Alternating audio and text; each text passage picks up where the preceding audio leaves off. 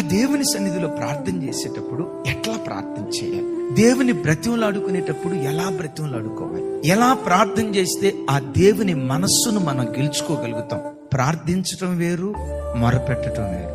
మొర అనే మాటకు డీప్ క్రై అనే పదం ఇంగ్లీష్ లో వాడబడింది. బిడ్డను కనేటప్పుడు ఆ ప్రసూతి కాలంలో గర్భస్థ తల్లి కేకలేస్తదే, ఒకేసారి 20 ఎముకలు ఇరిగిపోతే ఎంత బాధ ఉంటుందో ఒక తల్లి ప్రసవ వేదన అనుభవించేటప్పుడు అంత బాధను అనుభవిస్తుంది. ఆ పురిటి నొప్పులు భరించలేక అయ్యో అయ్యో అని ఆర్తనాధ్వని చేస్తదే. ప్రసవ వేదన పడే తల్లి ఆర్తనాధ్వని చేస్తున్నట్లుగా నీ సన్నిధిలో అలా మేము మొరపెడుతూ ప్రార్థన చేస్తున్నానయ్యా.